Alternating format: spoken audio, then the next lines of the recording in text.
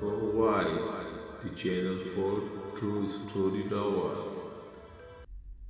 हज़रत सैयदना इब्न मसऊद रज़ियल्लाहु ताला अन्हु से रिवायत है कि ख़ातमुल मुरसलीन रहमतल लिल आलमीन अनीसुल ग़रीबीन सल्लल्लाहु ताला अलैहि वसल्लम का फरमान मुबारक है कि अल्लाह के खौफ से मोमिन की आँख से निकलने वाला कतरा उसके लिए दुनिया और उसकी हर चीज़ से बेहतर है और 1 साल की इबादत से बेहतर है। अल्लाह की अज़मत और कुदरत में एक घड़ी गौर व फिक्र करना 60 दिन के रोज़ों और 60 रातों की इबादत से बेहतर है।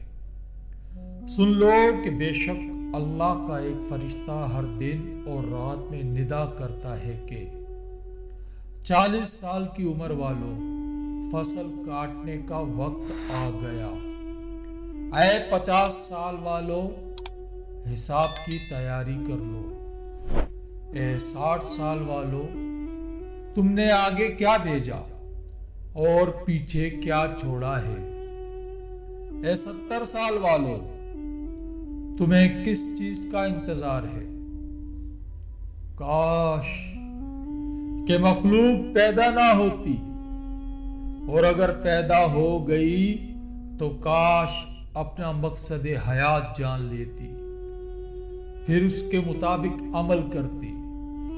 खबरदार, कयामत तुम्हारे करीब आ गई, होशियार हो जाओ।